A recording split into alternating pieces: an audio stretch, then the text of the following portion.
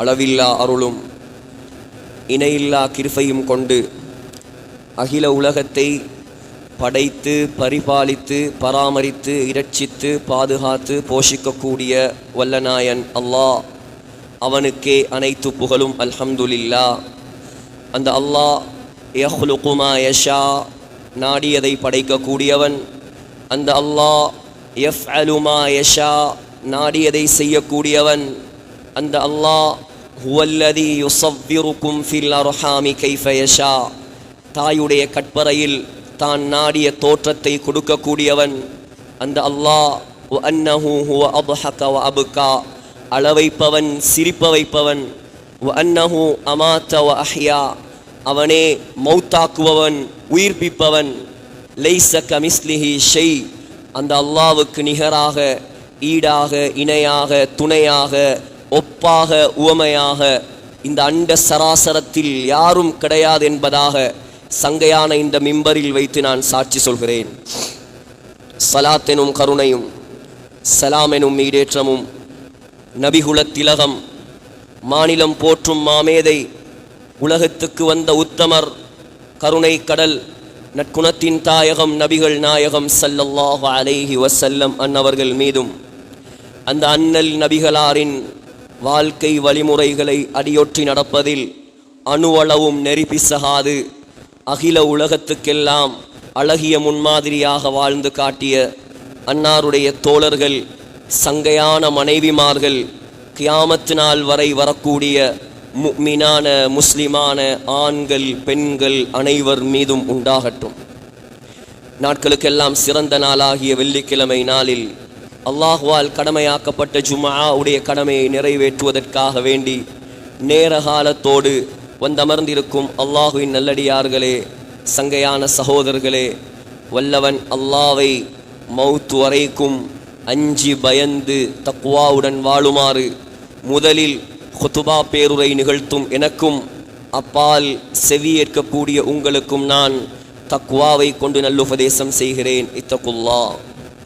அன்புணரைந்த அல்லாஹுவின் நல்லடியார்களே, அல்லாஹு தஆலா குர்ஆனில் சொல்கிறான், வலவ் அன்ன அஹ்லல் குரா, ஒரு ஊர்வாசிகள், ஆமனு ஈமான் கொண்டு, வத்தகவ் அல்லாஹ்வை பயந்து வாழ்ந்தால். அல்லாஹு தஆலா எந்த ஊராக இருந்தாலும் அந்த ஊருக்கு அல்லாஹுடைய நிபந்தனை ரெண்டு தான். பணம் இருக்க வேண்டும், பட்டம் இருக்க வேண்டும், பதவி இருக்க வேண்டும், காணி பூமிகள் இருக்க வேண்டும், வயல் வரப்புகள் இருக்க வேண்டும், கடல் இருக்க வேண்டும். இது அல்லாஹுடைய நிபந்தனை அல்ல. குர்ஆனில் அல்லாஹ் உலகத்தில் உள்ள அத்துணை ஊர்களுக்கும் போடக்கூடிய நிபந்தனை. குர்ஆனில் அல்லாஹ் பரக்கத் உங்களுக்கு வேண்டுமா, அல்லாஹுடைய அருள் வேண்டுமா, அல்லாஹுடைய ரஹ்மத் எந்த ஊருக்கு இறங்க வேண்டும் என்று எந்த ஊர்வாசிகள் ஆசை வைக்கிறார்களோ அவர்களுக்கு அல்லாஹ் சொல்லக்கூடிய நிபந்தனை ரெண்டு தான். ஆமனு, முதலாவது ஈமான் இருக்க வேண்டும். இரண்டாவது வத்தகவ், அல்லாஹுடைய அச்சம் இருக்க வேண்டும். இந்த ரெண்டும் இருந்தால் அல்லாஹ் சொல்கிறான், வேற ஒன்றும் தேவையில்லை. லஃபதஹ்னா அலைஹிம் பரகாத்தின் மினஸ் ஸமாஇ வல் அர்த், வானத்துடைய பரக்கத்தையும் பூமியுடைய பரக்கத்தையும் நான் திறந்து தருவேன் அல்லாஹ் சொல்கிறான். துல்காதா துல்ஹிஜ்ஜா மாதம் முடிய போகிறது. இஸ்லாமிய புது வருடம் ஆரம்பமாக போகிறது. சகோதரர்களே, இந்த துல்ஹஜ் மாதத்தில் மட்டும் கிட்டத்தட்ட 20 லட்சம் பேர் மதீனாவுக்கு வந்து போயிருக்கிறார்கள். எத்தனை லட்சம்? 20 லட்சம் பேர் மதீனாவுக்கு வந்து போயிருக்கிறார்கள். ஆனால் மதீனா இன்றுதான் மதீனா. மதீனா இப்பதான் மதீனா. முஹம்மது ஸல்லல்லாஹு அலைஹி வஸல்லம் ஹிஜ்ரத் போவதற்கு முன்னால் மதீனாவுடைய பெயர் மதீனா அல்ல. மதீனாவுடைய பெயர் யஸ்ரிப். யஸ்ரிப் என்றா என்ன? நோய், தொத்து நோய், பிணி, பீடை, இதெல்லாம் அர்த்தம். மக்காவுல முஸ்லிம்களுக்கு நிம்மதியாக வாழ முடியவில்லை. முஷ்ரிக்கீன்களுடைய தொல்லை நாளுக்கு நாள் அதிகரித்து கொண்டே செல்கிறது. ஸல்லல்லாஹு அலைஹி வஸல்லமுக்கு வலது கையாக இருந்தவர்தான் அபூ தாலிப், மௌத்தாகிவிட்டார். ஸல்லல்லாஹு அலைஹி வஸல்லமுக்கு இடது கையாக இருந்தவர்தான் ஹதீஜா ரலியல்லாஹு அன்ஹா, மௌத்தாகிவிட்டார். ஸல்லல்லாஹு அலைஹி வஸல்லமுக்கு நாளுக்கு நாள் தொல்லை அதிகரித்து கொண்டே செல்கிறது. சஹாபாக்கள் ஆசைப்படுகிறார்கள், அல்லாஹ் வேறொரு ஊருக்கு செல்வதற்கு அனுமதி தருவான். எல்லாரும் எதிர்பார்த்தது என்னண்டா, பலஸ்தீன் கிடைக்கும், பரக்கத்தான ஊர், அல்லது சிரியா வியாபார ஸ்தலம், அல்லது யமாமா, அங்கே கோதுமை தானியங்கள் வயல் வரப்புகள் எல்லாம் நிரம்பி வழியுது. இப்படியான ஒரு ஊருக்குத்தான் அல்லாஹ் எங்களை அனுப்புவான் என்று எதிர்பார்த்தார்கள். அல்லாஹ்வுடைய ஓர்டர் வந்தது, எல்லாரும் யஸ்ரிபுக்கு, மதீனாவுக்கு ஹிஜ்ரத் போங்க. சஹாபாக்களுக்கு இடி விழுந்தது மாதிரி. இப்ப ஏன் மதீனாவுல 4 பிரச்சனை, மதீனால 4 பிரச்சனை. முதலாவது பிரச்சனை, மதீனாவில் யுத்தம்.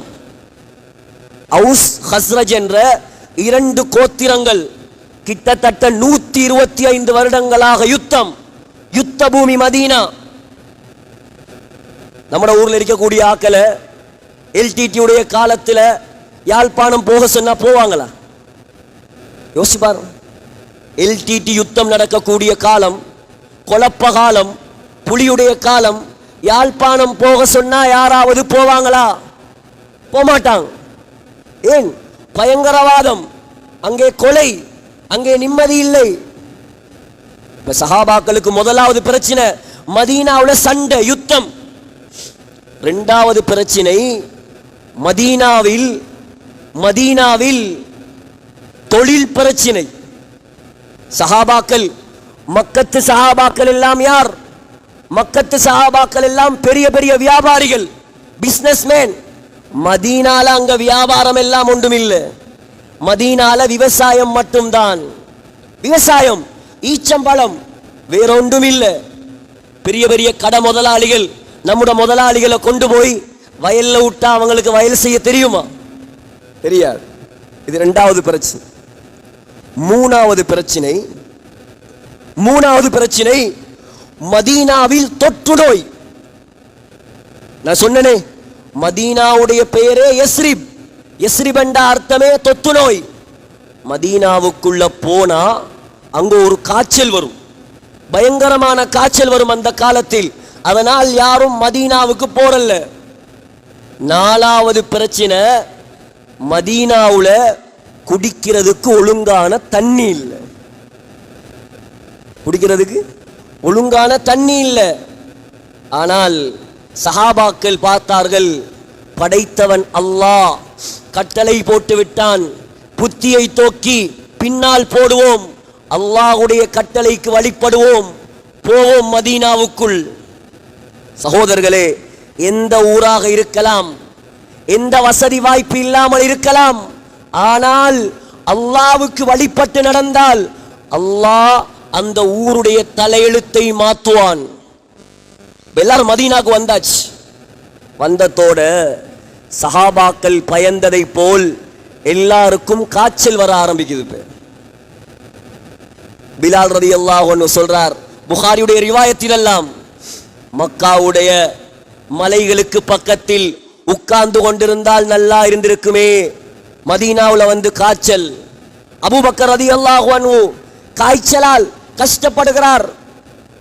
ஆயிஷா ரலியல்லாஹு அன்ஹா ஓடி வந்து ஸல்லல்லாஹு அலைஹி வஸல்லமிடம் சொன்னார்கள், யா ரசூலல்லாஹ், அபூபக்கருடைய நிலைமை மோசம், பிலாலுடைய நிலைமை மோசம், ஒவ்வொருவருக்கும் நோய், தொத்து நோய் வர ஆரம்பித்து விட்டது. ஸல்லல்லாஹு அலைஹி வஸல்லம் உடனே கையை ஏந்தினார்கள், துஆ செய்தார்கள். அல்லாஹும்ம ஹப்பிப் இலைனல் மதீனா கஹுப்பினா மக்கா அவ் அஷத்த. யா அல்லாஹ், மக்கா எங்களுக்கு எவ்வளோ விருப்பமோ அதை விடவும் மதீனாவை விருப்பமான ஊராக மாற்றுவாயாக. வஸஹிஹா, மதீனாவை ஆரோக்கியமான ஊராக மாற்றுவாயாக. வன்குல் ஹும்மாஹா, மதீனாவுடைய காய்ச்சலை மதீனாவிலிருந்து வெளியே அனுப்புவாயாக. சகோதரர்களே, ஸல்லல்லாஹு அலைஹி வஸல்லம் துஆ செய்துவிட்டு தூங்குகிறார்கள். இரவில் கனவு வருகிறது. ஒரு கருத்த பெண், கண்ணங்கருப்பான ஒரு பெண் தலைவிரி கோலமாக மதீனாவிலிருந்து ஜுஹ்ஃபா என்ற ஊருக்கு போகிறாள். ஸல்லல்லாஹு அலைஹி வஸல்லம் சொன்னார்கள், மதீனாவுடைய நோயை அல்லாஹ் இல்லாமல் ஆக்கிவிட்டான். முதலாவது பிரச்சனை முடிஞ்சு. இரண்டாவது பிரச்சனை என்ன? குடிப்பதற்கு ஒழுங்கான தண்ணி மதீனாவுல கிடையாது. ரூமா என்ற ஒரு யூதரிடம் மாத்திரம்தான் ஒழுங்கான தண்ணீர் இருந்தது. முழு மதீனாவுலையும் ஸல்லல்லாஹு அலைஹி வஸல்லம் 22 கிணறுகளில் தண்ணீர் குடித்திருக்கிறார்கள். அந்த கிணறில் ஒரு சில கிணறுகள் இருக்கிறது, ஒரு சில கிணறுகள் இப்ப இல்லை. சகோதரர்களே, மொத்தம் அதிகமாக ஸல்லல்லாஹு அலைஹி வஸல்லம் தண்ணீர் குடித்த ஒரு கிணறு தான் ரூமாவுடைய கிணறு. ஸல்லல்லாஹு அலைஹி வஸல்லம் போய் கேட்டாங்க, ரூமா அத்தபிஉஹா பிஐனின் ஃபில் ஜன்னா, சுவர்க்கத்தில் நான் உனக்கு ஒரு நீரூற்று வாங்கி தருகிறேன், இந்த கிணத்தை எங்களுக்கு விப்பியா, முஸ்லிம்களுக்கு தருவியா? ரூமா சொன்னார், தர முடியாது. உடனே இந்த செய்தி உஸ்மான் ரலியல்லாஹு அன்ஹு அவர்களுக்கு கேள்விப்பட்டது. உஸ்மான் ரலியல்லாஹு அன்ஹு ஓடோடி வந்தார். வந்து கேட்டார், யா ரசூலல்லாஹ், அந்த கிணத்தை நான் வாங்கி தந்தா எனக்கு சொர்க்கம் கிடைக்குமா? சொன்னார்கள் ஸல்லல்லாஹு அலைஹி வஸல்லம், உஸ்மான், நிச்சயமாக சொர்க்கம் கிடைக்கும், நிச்சயமாக நான் சொர்க்கத்தில் தண்ணீர் எடுத்து தருவேன். உடனே வந்தார் உஸ்மான் ரலியல்லாஹு அன்ஹு, யூதனிடம் வந்தார், கிணத்தா வாங்க போறேன். யூதன் சொன்னான், விற்பதற்கு முடியாது, சாதாரண பணத்துக்குத்தானே விற்க மாட்டாய். சகோதரர்களே, அந்த காலத்தில் நேற்று முந்தனாத்து போன வருடம் நடந்த கதை அல்ல இது. 1400 வருடங்களுக்கு முன்னால் 35,000 வெள்ளி காசுகளை எடுத்து யூதனுடைய மடியிலே உஸ்மான் ரலியல்லாஹு அன்ஹு கொட்டினார். கிணத்து யூதன் கொடுத்தான் கிணத்தை. சகோதரர்களே, வந்து சொன்னார் உஸ்மான் ரலியல்லாஹு அன்ஹு, யா ரசூலல்லாஹ், முஸ்லிம்கள் தாராளமாக தண்ணீர் குடிக்கட்டும். மூணாவது பிரச்சனை தான் யுத்த பிரச்சனை. முஹம்மது ஸல்லல்லாஹு அலைஹி வஸல்லம் மதீனாவுக்குள் நுழைந்து ஒரு சில நாட்களில் அவுஸ் ஹஸ்ரஜ் என்று இருந்த அந்த யுத்தத்தை இல்லாமலாக்கி முஹாஜிரீன்கள் அன்சாரிகள் என்ற 2 பெயர்களை கொண்டு வந்தார்கள். எந்த அளவுக்கு என்று சொன்னால், இருவரும் உயிருக்கு உயிராக மாறிவிட்டார்கள். நாலாவது பிரச்சனை தான் பிஸ்னஸ். ஸல்லல்லாஹு அலைஹி வஸல்லம் மஸ்ஜிதுன் நபவிக்கு பக்கத்திலேயே இன்றைக்கும் அந்த இடத்தை அடையாளப்படுத்தி இருக்கிறாங்க. சூக்குல் மனாகா என்ற இடத்தை வந்து ஸல்லல்லாஹு அலைஹி வஸல்லம் அடையாளப்படுத்தி சொன்னார்கள், ஏ சஹாபாக்களே, ஹாதா சூக்குக்கும், இதற்கு பின்னால் இதுதான் உங்களோட பிசினஸ் மார்க்கெட். இன்றைக்கு மஸ்ஜித் நபவிக்கு போனா பார்க்கலாம் உங்களுக்கு, இதுதான் உங்களோட பிசினஸ் மார்க்கெட். ஃபலா யுதையக் வலா யுഖது ஹராஜ் சொன்னார்கள். இந்த மார்க்கெட்டில் யாரிடமும் வரி எடுக்க கூடாது, இந்த மார்க்கெட்டில் யாருக்கும் நெருக்கடி ஏற்படுத்தக்கூடாது. 4 பிரச்சனையும் முடிஞ்சு. இப்ப மதீனாவுடைய தரம் கூடுது. ஸல்லல்லாஹு அலைஹி வஸல்லம் சொன்னாங்க, இன்ன இப்ராஹீம ஹர்ரம மக்கத்த வ இன்னி ஹர்ரம்துல் மதீனா. இப்ராஹிம் அலைஹிஸ்ஸலாம் மக்காவை ஹரமாக மாற்றினார், நான் மதீனாவை ஹரமாக மாற்றிவிட்டேன். சொன்னார்கள், ஒரு காலம் வரும் மதீனாவில் மட்டும்தான் ஈமான் இருக்கும் என்று சொன்னார்கள். இன்னும் சொன்னார்கள், யாருக்கெல்லாம் வசதி இருக்கிறதோ அவர் மௌத்தாக வேண்டும், மதீனாவுக்கு போய் மௌத்தாக வேண்டும் என்று சொன்னாங்க ஸல்லல்லாஹு அலைஹி வஸல்லம். ஏன்? யார் மதீனாவில் மௌத்தாகுவாரோ அவருக்கு ஷஃபாஅத் செய்வது என்னுடைய கடமை என்று ஸல்லல்லாஹு அலைஹி வஸல்லம் சொன்னார்கள். 9ஆம் தேதி நாங்க நாட்டுக்கு வந்தோம். நேற்று 7ஆம் தேதி எங்களோட வந்த ஒரு சகோதரர் நசார் ஹாஜியார், கொழும்பு கிரேன் பாஸை சேர்ந்தவர், அழகா ஹஜ் செய்தார், அழகா உம்ரா செய்தார், உஹது மலையிலையும் ஏறினார். 2 நாளைக்கு முன்னால் பேச்சு மூச்சு இல்லாமல் மாறினார். நாங்க வந்தது நேற்று 7ஆம் தேதி நடந்த சம்பவம் இது. பேச்சு மூச்சு இல்லை. கொழும்பிலிருந்து மகனை வரவழைத்தோம், மகனிடம் தகப்பனை பொறுப்பு கொடுத்தோம். நேற்று தான் வந்து நாட்டுக்கு இறங்கினோம். நேற்று மகரிபுக்கு செய்தி வருகிறது, நசார் ஹாஜியார் சொர்க்கத்து பூமியில் மௌத்தாகிவிட்டார். எல்லாருக்கும் கிடைக்காது இந்த பாக்கியம், எல்லாருக்கும் கிடைக்காது. ஸல்லல்லாஹு அலைஹி வஸல்லம் உடைய சிபாரிசு அந்த ஹாஜிக்கு கட்டாயமாக மாறிவிட்டது.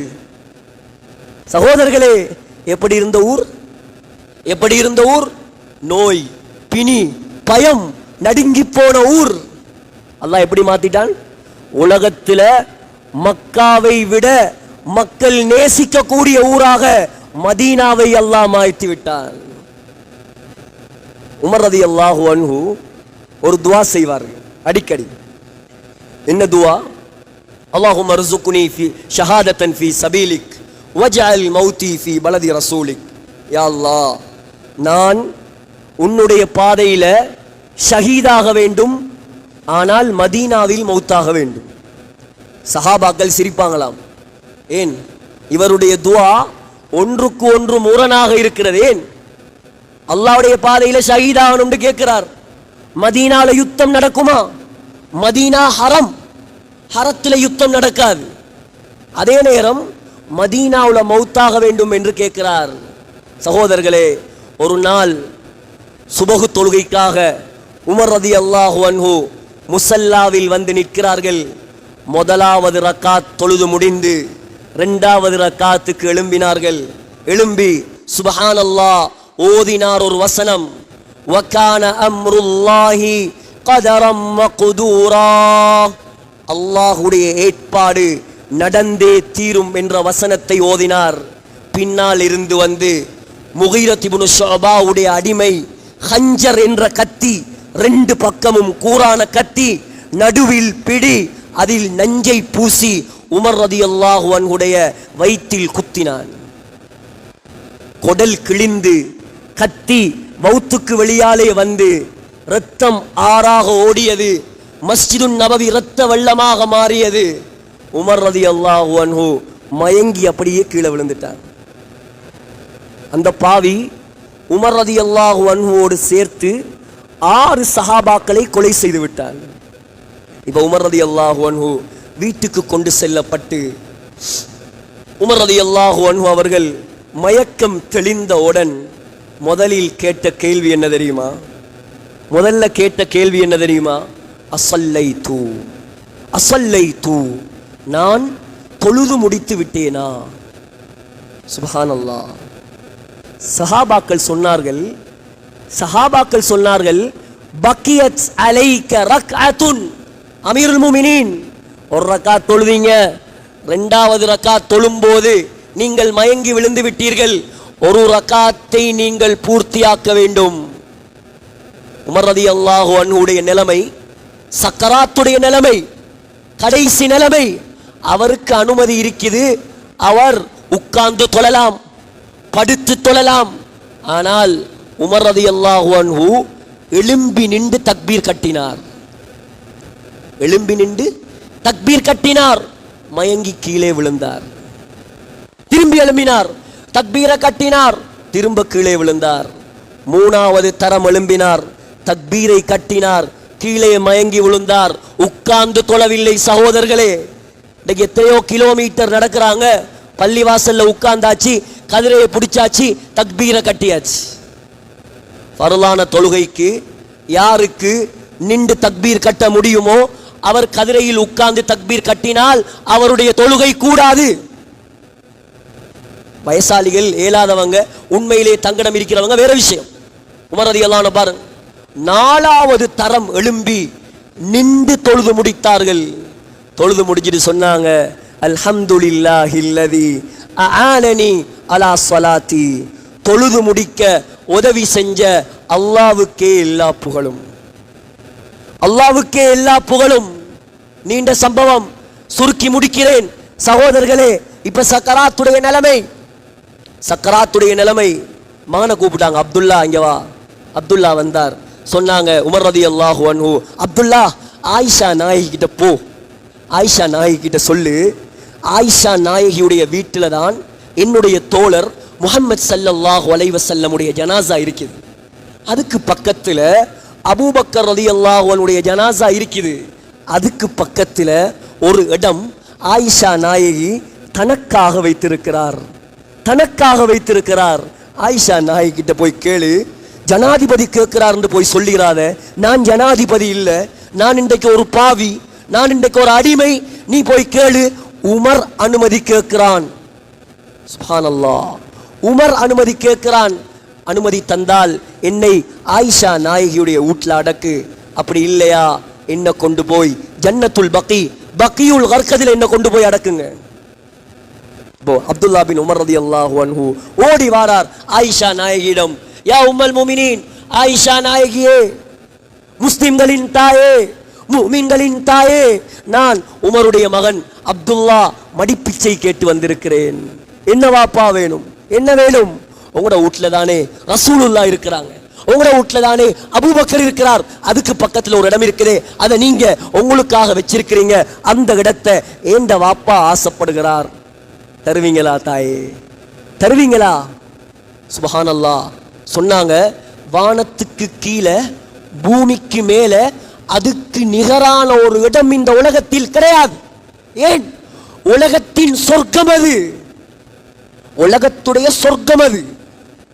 உலகத்துல சொர்க்கம் வேற எங்கேயும் இல்லை, மதீனாவுல மட்டும்தான் இருக்கு உலகத்துடைய சொர்க்கம். ஸல்லல்லாஹு அலைஹி வஸல்லமுடைய வீட்டுக்கும் ஸல்லல்லாஹு அலைஹி வஸல்லமுடைய மிம்பருக்கும் இடைப்பட்ட பகுதி தான் உலகத்தின் சொர்க்கம். புகாரியுடைய ஹதீஸ் இது. சொன்னாங்க ஆயிஷா நாயகி, பாருங்க எப்படி விட்டு கொடுக்குறாங்கன்னு பாருங்க, எப்படி விட்டு கொடுக்குறாங்கன்னு பாருங்க. சொன்னாங்க, எனக்காக வச்சிருந்தேன், ஆனால் என்னை விடவும் அந்த இடத்துக்கு உமர் தகுதிதான், உமர் தகுதிதான். நான் ஊட்ட விட்டு வெளியே போறேன், உமரை கொண்டு வந்து அடக்குங்கள். சகோதரர்களே, இன்றைக்கு எங்கட ஊர்ல ஒத்துமை இல்லை, ஊர் மக்களுக்கு இடையில ஒத்துமை இல்லை, பள்ளிவாசல்களுக்கு இடையில ஒத்துமை இல்லை, நிர்வாகங்களுக்கு இடையில ஒத்துமை இல்லை. ஊர்ல என்ன நடக்கணும், என்ன நடக்க கூடாது, இந்த விஷயங்களை பத்தி கவலை இல்லை. தான் தான் வாழ்ந்தால் போதும், தான் தான் சம்பாதித்தால் போதும் என்ற சுயலாபத்துக்காக நான் பள்ளிவாசலுக்குள்ளும் குழப்பம் ஒன்று பண்ணுவேன். சகோதரர்களே, மதீனா எப்படி 100க்கு 100 முஸ்லிம்கள் வாழக்கூடிய ஊரோ, அதே போல சாய்ந்த மருதும் 100க்கு 100% முஸ்லிம்கள் வாழக்கூடிய ஊர். ஆனா கவலை என்ன தெரியுமா? ஒரு பள்ளி வாசல் கிடையாது, 100க்கு 100% தொழுகையாளிகள் உள்ள ஒரு பள்ளி இங்க கிடையாது. யாருடைய பொறுப்பு இது? யாருடைய பொறுப்பு இது? இந்த நிலைமையில இவங்களுக்கு அல்லாஹ்வுடைய உதவி தேவைப்படுது ஊருக்கு. சகோதரர்களே, இந்த ஊரில் பிறந்து வளர்ந்தவர் தான் நானும். இந்த ஊர் மக்கள், ஆயிரக்கணக்கான மக்கள் இங்கே உட்கார்ந்து இருக்கிறார்கள். சகோதரர்களே, மக்கள் மடையர்கள் அல்ல, மக்கள் எல்லாம் மடையர்கள் அல்ல. நீங்கள் விளங்கிக் கொள்ளுங்கள் சகோதரர்களே. என்றைக்கு இந்த ஊர் தொழுகையாளிகள் உள்ள ஊராக மாறுமோ, அப்பதான் இந்த ஊருக்கு அல்லாஹ்வுடைய ரஹ்மத் இறங்கும். நிர்வாகத்துடைய கடமை என்ன? பள்ளி கட்டுறதா, பெயிண்ட் அடிக்கிறதா, அல்லது பதவி வைப்பதா? எனக்கு நிர்வாகம் யாரு, இதுக்கு பின்னால யார் வரப்போறாங்க, இதெல்லாம் எனக்கு தெரியாது. இதென்ற கடைசி கொத்துபாவாக இருந்தாலும் பரவாயில்லை. ஊருக்கென்று பொறுப்பு இருக்கிறது, ஒரு கடமை இருக்கிறது. நாளைக்கு அல்லாஹ் எங்களிடம் கேள்வி கேட்பான். இந்த பெரிய பள்ளி, 7000 பேர் நின்று தொழக்கூடிய பள்ளி, சங்கையான இமாம் புகருக்கு தக்பீர் கட்டுகிறார், ஒரு சஃப் கூட ஆக்களில். சங்கையான இமாம் சுபவுக்கு தக்பீர் கட்டுகிறார், ஒரு சஃப் கூட ஆக்கள் இல்லை. சலாம் கொடுத்துட்டு பார்த்தா தான் 1.5 சஃப் இருக்குது. எங்க மகல்லாவாசிகள், எங்க மகல்லாவாசிகள், நிர்வாகத்துடைய பொறுப்பு இது, நிர்வாகத்துடைய பொறுப்பு இது. ஒவ்வொரு ஊடாக ஏறி இறங்க வேண்டும், பள்ளிக்கு வராதவனுடைய ஊடாக. சகோதரர்களே, பள்ளிவாசலில் வைத்து ஊர் மக்களுக்கு மார்க்கம் படித்து கொடுக்கப்பட வேண்டும். ஒரு தஃப்சீர் கிளாஸ் பள்ளிவாசல்ல கிடையாது, ஒரு ஃபிக்ஹ் கிளாஸ் பள்ளிவாசல்ல கிடையாது. வைத்து பேசி மாமா பிடிச்சிடாதீங்க. கொடுக்கிற சம்பளத்துக்கு அவங்க தொழுவிக்கிறதே பெரிய விஷயம். ஊர்கள்ல எங்கட பள்ளிவாசல்கள்ல, நான் இப்ப பள்ளியில இல்லை அதால தைரியமா பேசுவேன். பள்ளியில இருந்து கொண்டு பேசினா எந்த லாபத்துக்கு பேசுறேன்னு சொல்லுவாங்க. பாவம் ஊர்ல உள்ள உலமாக்கள், ஊர்ல உள்ள பள்ளிவாசல் இமாம்கள் பாவம். அவனுக்கு குடும்பம் இல்லையா, பிள்ளை கூட்டி இல்லையா, செலவு இல்லையா? கொடுக்கிற 30,000 சம்பளம் 3000 ரூல்ஸ். 30,000 சம்பளம் கொடுக்கிற, அதுல 3000 ரூல்ஸ். சின்ன வயசுல உம்மா வாப்பாட கட்டுப்பாடு, மதரசாக்கு போனா உஸ்தாதுமாருடைய கட்டுப்பாடு, பள்ளிக்கு வந்தா நிர்வாகியுடைய அதிகாரம். அப்ப அவன் வாழ்க்கையில சுதந்திரம் இல்லை அவருக்கு. சகோதரர்களே, புள்ள பிறந்தா தேவை மௌலவி, பாங்கு சொல்றார் மௌலவி, இக்காமத் சொல்றார் மௌலவி, கல்யாணம் முடிக்கணுமா மௌலவி, ஜனாசாவுல கபர்ல வைக்கிற வரைக்கும் மௌலவி. ஆனா அவங்களோட வாழ்க்கை எல்லாம் பரிதாபம். யோசிச்சு பாருங்கள். இங்கே தஃப்சீர் கிளாஸ் நடக்க வேண்டும். இந்த ஊர்ல பிறந்து வளர்ந்த ஒரு ஆலிம் தானே இந்த ஊர் பள்ளிவாசல்ல போய் தஃப்சீர் கிளாஸ் செய்தார். நான் சொல்றது சரியா பிள்ளையா? எங்க பிறந்தவர், எங்க வளர்ந்தவர், சாய்ந்த மருது மண்ணுக்கு சொந்தக்காரன். இந்த ஊர்ல போய் தஃப்சீர் கிளாஸ். மருதமுடையிலிருந்து அக்கரப்பத்திலிருந்து சனம் 1000 கணக்கில் வந்தது. ஏன் இந்த பள்ளி இடம் கொடுக்கவில்லை? யாருடைய பொறுப்பு? இந்த ஊர் நிர்வாகிகளுக்கு ஆர்வம் இருந்தது என்றால் சாய்ந்த மருது நிர்வாகத்துக்கு ஆர்வம் இல்லையா? இந்த ஊர் மக்களுக்கு தஃப்சீர் கிளாஸ் தேவை என்றால் சாய்ந்த மருது மக்களுக்கு குர்ஆன் தேவையில்லையா? குர்ஆன படிச்சவங்க இங்க இருந்திருந்தா பள்ளிவாசலுக்குள்ள கூச்சல் போடுவாங்களா? சண்டை பிடிப்பாங்களா? சிந்தித்து பாருங்கள் சகோதரர்களே. நிர்வாகம், இதுக்கு பின்னால் யார் வாராங்களோ அல்லாஹ்வுடைய இந்த புனிதமான மிம்பரை சாட்சியாக வைத்து நான் சொல்கிறேன், கியாமத்துடைய நாளையில யாரும் தப்பேலாது. இங்க தப்பலாம், இங்க பதவி எடுக்கலாம், கியாமத்துடைய நாளையில யாரும் தப்பேலாது, தப்பேலாது. எல்லாருக்கும் மஹ்ஷர் மைதானத்தில் விசாரணை. நிர்வாகிகளுக்கு விசாரணை எங்க தெரியுமா? சிராத்துல் முஸ்தகீமுக்கு பக்கத்துல கந்தரா என்ற ஒரு பாலத்தை அல்லாஹ் வைத்திருக்கிறான். அந்த பாலத்துக்கு பக்கத்தில் தான் நிர்வாகிகளுக்கு கேள்வி கணக்கு நடக்கும். இவர் தவறான ஆளாக இருந்தால், இவர் நிர்வாகத்துடைய பொறுப்பை நிறைவேற்றாத ஆளாக இருந்தால் நரகத்துடைய கொக்கிகள் அப்படியே வந்து இவனை பிடித்து நரகத்தில் தூக்கி வீசு. அல்லாவை பயந்து கொள்வோம் சகோதரர்களே. எவ்வளவு சிறப்பான ஊர் நம்முடைய ஊர். எவ்வளவு தனவந்தர்கள் இருக்கிறார்கள் இந்த ஊர்ல. தாரதுக்கு ரெடியா இருக்கிறாங்க. நோம்புல இமாம்களை கவனிக்கிறாங்க. சில தனவந்தர்கள் ஒவ்வொரு மாசமும் கவனிக்கிறாங்க. இந்த ஊர்ல எல்லாம் இருக்குது. இந்த பள்ளிவாசல்ல ஒரு மதரசா, ஒரு மதரசா, இதெல்லாம் பொறுப்பு. உலமாக்கள் இல்லையா? ஜமியத்துல் உலமா இல்லையா? ஒரு மதரசாவுடைய, பெரிய மதரசாவுடைய முதீரே எங்கட ஊர்ல தான் இருக்கிறார். நிர்வாகம் போய் நாங்க ஒரு மதரசா செய்வோம், ஹஜரத் உஸ்தாதுமார் தாங்கன்னு கேட்டா அவர் தராமையா இருப்பார்? காசிக்கு தேவல்ல. ஒவ்வொரு வாரமும் தஃப்சீர் கிளாஸ் செய்யணும். ஜமியத்துல் உலமாவால ஆள தாங்கன்னு கேட்டா ஜமியத்துல் உலமா தராதா? ஃபிக்ஹ் கிளாஸ், மக்களுக்கு மார்க்க சட்டம் தெரியாது. ஒவ்வொரு வாரமும் ஃபிக்ஹ் கிளாஸ் செய்யணும். மதரசாவுடைய பிரின்சிபல்கிட்ட போய் ஒரு ஹஜரத்தை கேட்டா தாராளமா தருவார். சகோதரர்களே, என்ன பிரச்சனை தெரியுமா? நிர்வாகத்தில் ஒரு ஆலிம் இல்லையே. நிர்வாகத்துக்குள் கட்டாயமாக அல்லாஹ்வை பயந்த தஹஜ்ஜத் தொழக்கூடிய ஒரு ஆலிம் அங்கே ஆலோசகராக இருக்க வேண்டும். அப்பதான் நிர்வாகம் எடுக்கக்கூடிய முடிவுகள் அல்லாஹ்வுக்கு பொருத்தமாக இருக்கும். யாரையும் நான் தாக்கவும் இல்லை, யாரையும் நான் தூக்கவும் இல்லை, எனக்கு அது தேவையும் இல்லை. என்ற பொறுப்பை இந்த மிம்பரில் நின்று நான் இந்த 7000 மக்களுக்கு எத்தி வைக்கிறேன். சகோதரர்களே, மதரசாக்களை உருவாக்குங்க. ஊர்ல உலமாக்கள் ரெடி, உலமாக்கள் தயாராக இருக்கிறாங்க. மதரசாக்களை உருவாக்குங்க. இன்றைக்கு மகனை கொண்டு வந்து வாப்பாட ஜனாசாவை வச்சு மகனை தொழுவிக்க சொன்னா மகனுக்கு தொழுவிக்க தெரியா, துவா ஓத தெரியா, துவா ஓத தெரியா. வாப்பா படிப்பிச்சார், PhD முடிக்க வச்சார், ENT முடிக்க வச்சார், என்னென்னவெல்லாம் முடிக்க வச்சார். மகன் வந்து சொல்றார், மௌலவி கொஞ்சம் தொழுவிங்களே. ஏன் வாப்பா நீ தொழுவிக்கலாதா, நமக்கு துவா பாடம் இல்லை. இப்படியான மகன் வாப்பாட கபருக்கு துவா செய்வானா? படிப்புக்கு எதிர்ப்பான ஆக்கள் இல்லை, நாங்க தாராளமாக படிக்க வைங்க. ஆனா படிப்போடு சேர்த்து மார்க்கத்தை கொடுங்க, மார்க்கத்தை கொடுங்க, இஸ்லாத்தை படிச்சு கொடுங்க பிள்ளைகளுக்கு. அப்பதான் உங்களோட பிள்ளைகள் உங்களுக்கு பின்னால துவா செய்யும். ஒத்துமையாகுவோம் சகோதரர்களே. ஊர்ல ஒத்துமையே இல்லை. போட்டி, பொறாமை, வஞ்சகம், குரோகம், கால் புணர்ச்சி எல்லாம் ஊருக்குள்ள இருக்கு. அப்ப எப்படி அல்லாஹ்வோட உதவி இறங்கும்? குத்துபா நீண்டு கொண்டே போகிறது. ஆகையால் இந்த ஊர் மதீனாவை போல் மாற வேண்டும் என்ற ஆசையா? அல்லாஹ் சொல்லக்கூடிய நிபந்தனை, உலகத்தில் ஈமான் உள்ள உலமாக்கள் இங்கே உருவாக வேண்டும், உலகத்தில் தக்வா உள்ள உலமாக்கள் இங்கே உருவாக வேண்டும்.